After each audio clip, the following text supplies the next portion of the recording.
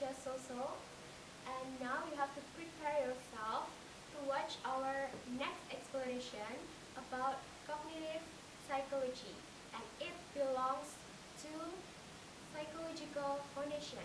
And in the previous explanation, my friend Fidel has told us about behaviorism psychological.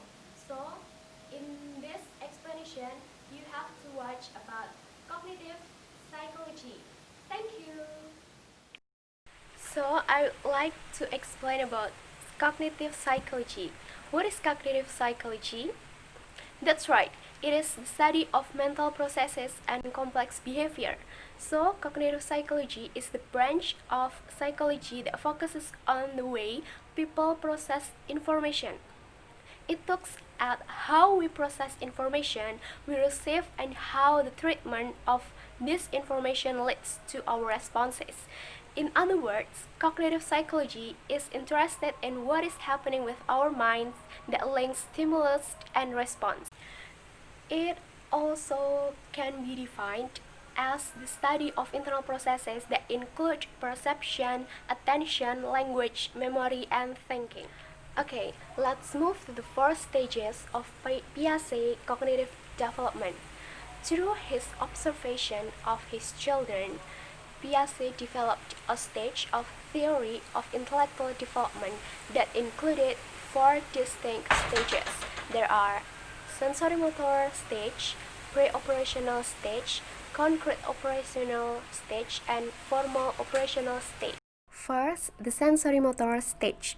In this stage, the infants know the world through their movements and sensations, learn their things through permanent objects, and learn through actions.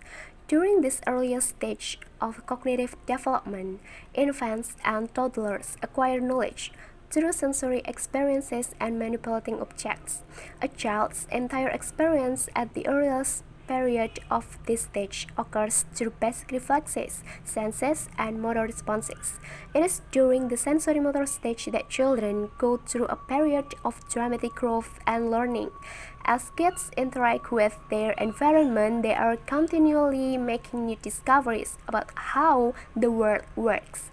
Children not only learn how to perform physical actions such as crawling and walking, but they also learn a great deal about language from the people with whom they interact. The second one is the pre-operational stage. In this stage, children begin to think symbolically and learn to use words and pictures. They tend to be egocentric and getting better with language and thinking. Children become much more skilled at pretend play during this stage of development, yet continue to think very concretely about the world around them. At this stage, kids learn through pretend play but still struggle with logic and taking the point of view of other people. They also often struggle with understanding the idea of constancy. The next one is the concrete operational stage.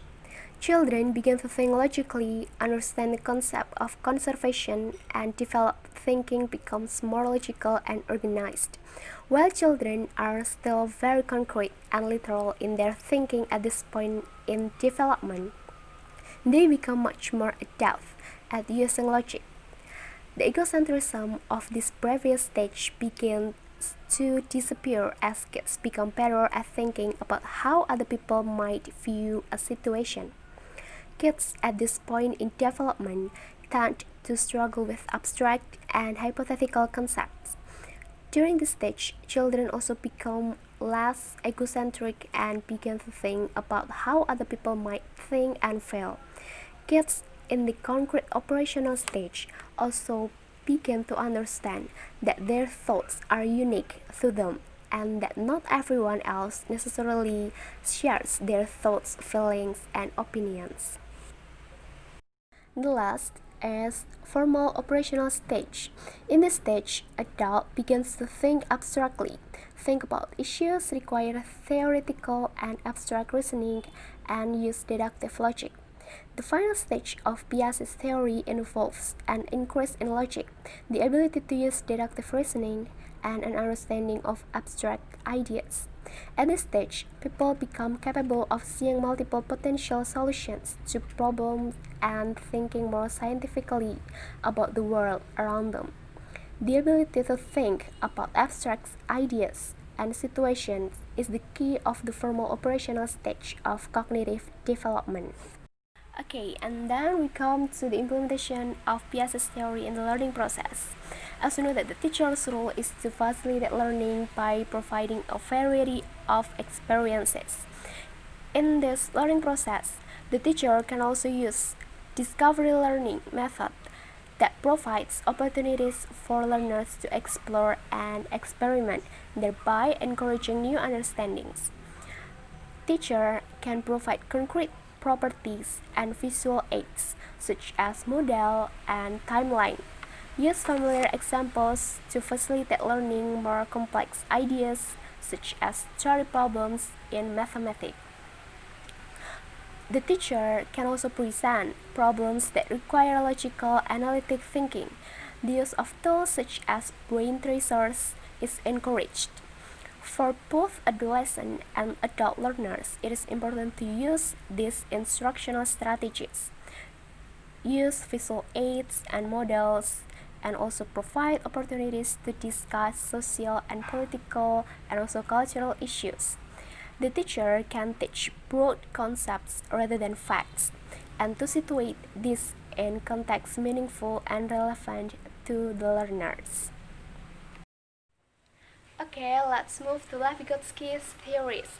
Vygotsky developed not only a cognitive theory but also a general theory of sociocultural development.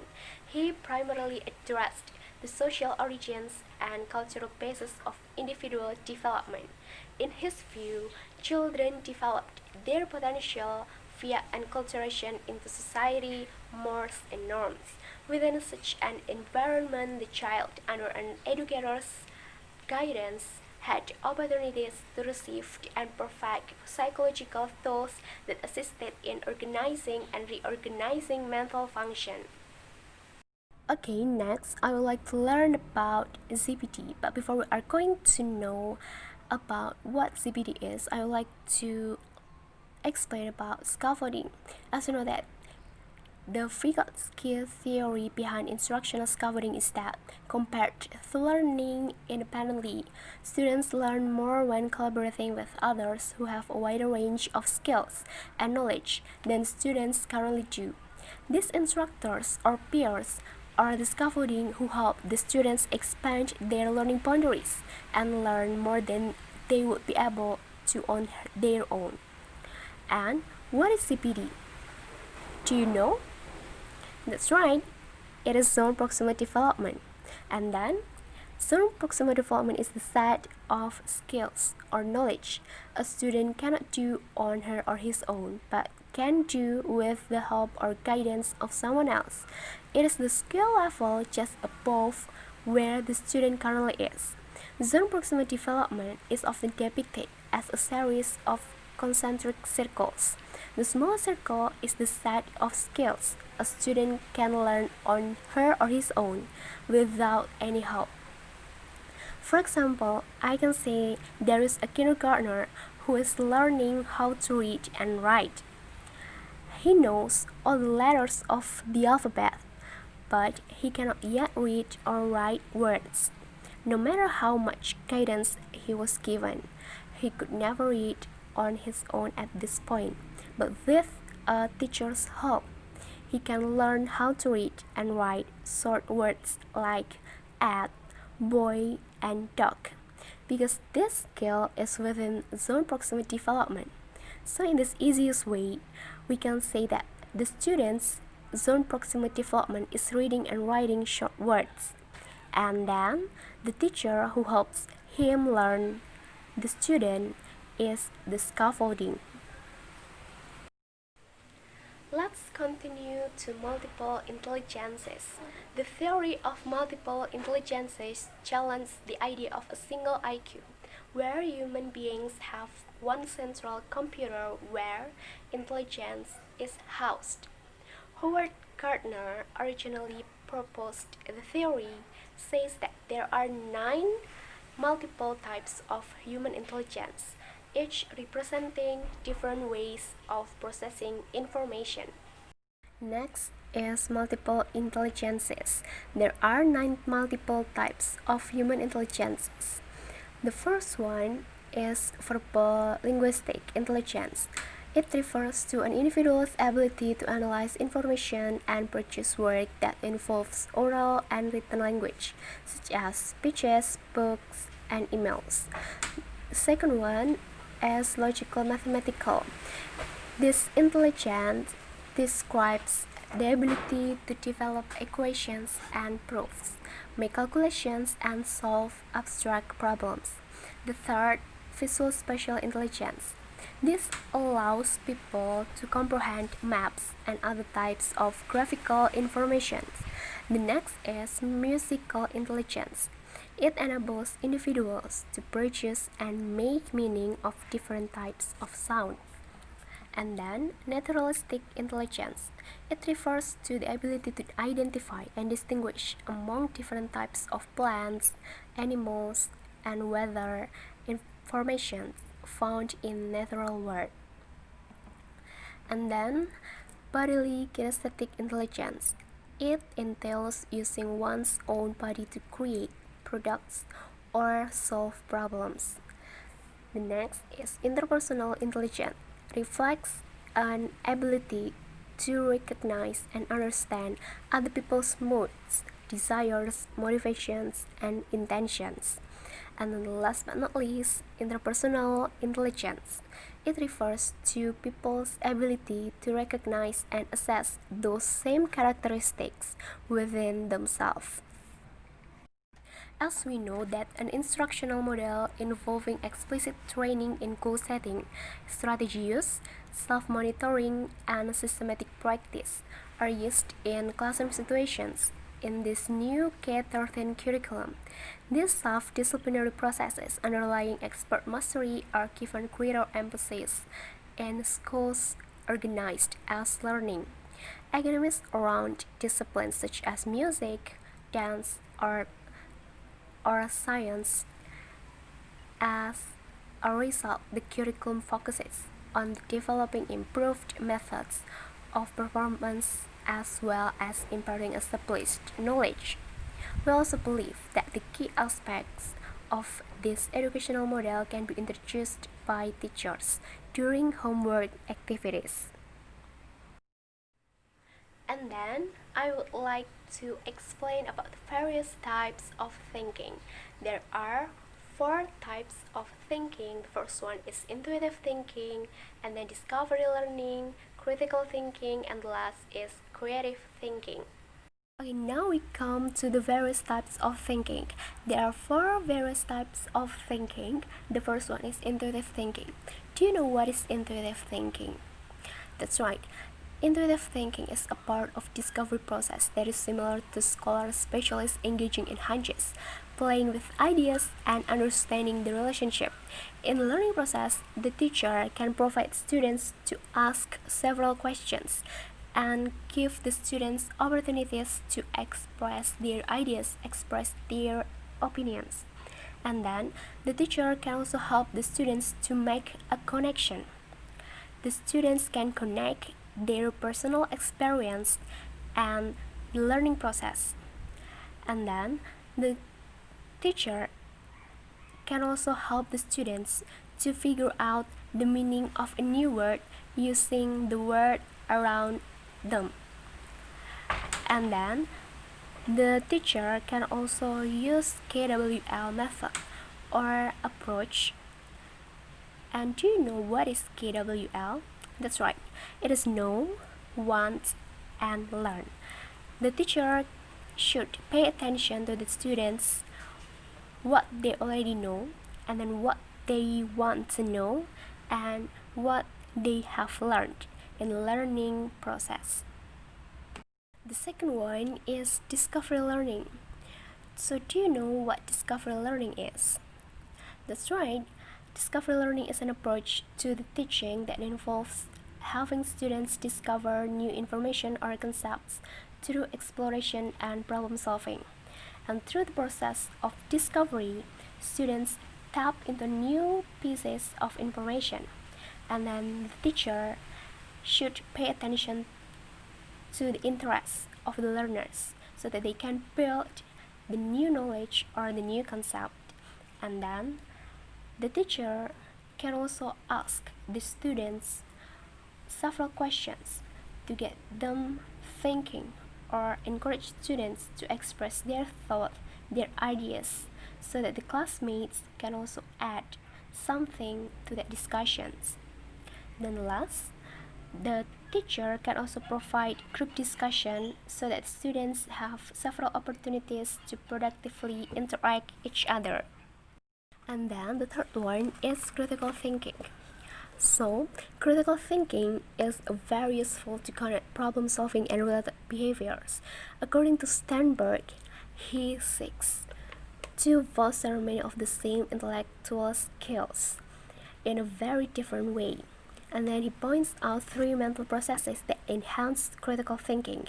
The first one is metacomponents, or higher order mental processes used to plan, monitor, and evaluate actions.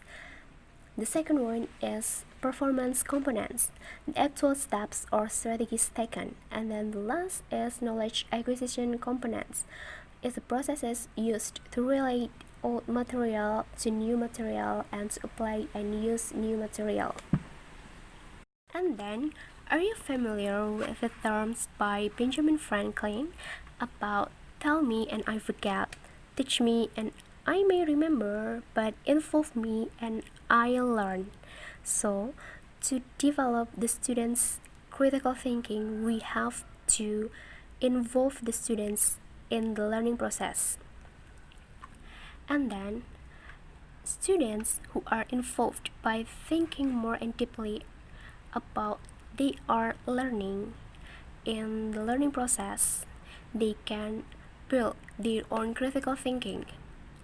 And as we know, in our curriculum, or especially in our lesson plan, we found that the students need to develop or increase their higher order thinking skills.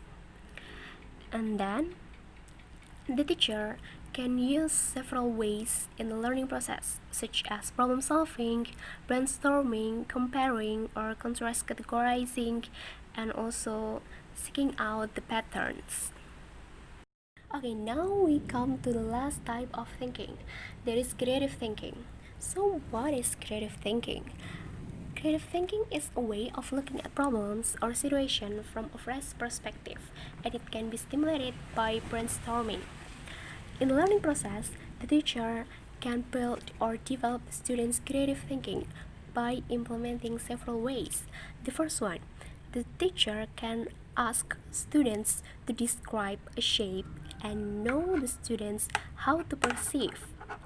And the second one, the teacher can take a short word and ask student to make a sentence.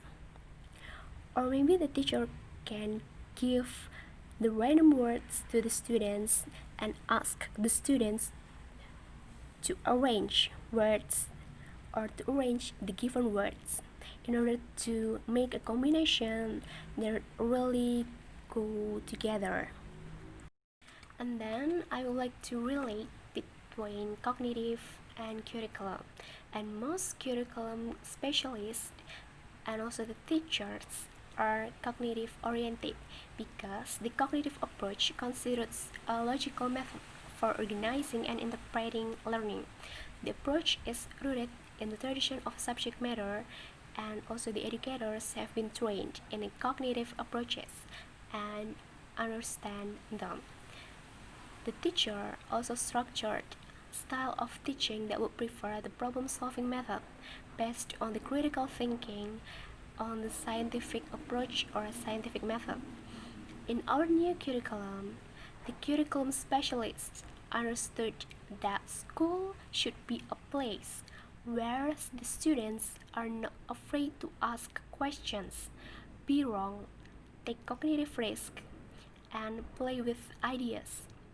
With all our cognitive theory, we might expect that students want to learn and want to know how to learn. Schools also should be places where students can fulfill their potential, play with ideas, and not always be right in order to be rewarded by the teacher. Okay, that's all the explanation about cognitive psychology, and hopefully you can get the better and quick understanding about cognitive psychology. And then for the next